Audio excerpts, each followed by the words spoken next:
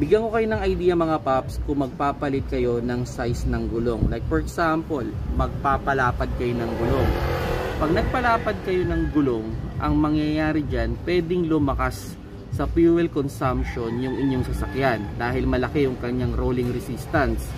Ang advantage naman doon, mas mapoproteksyonan ninyo yung mags ninyo.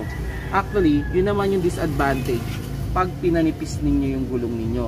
Okay?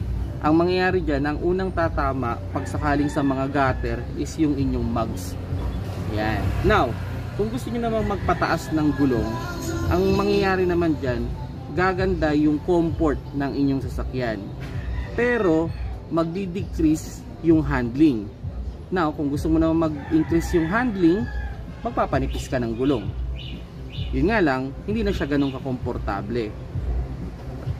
On reality, yung stock na gulong natin, yan ang pinaka-balanse ang handling and comfort.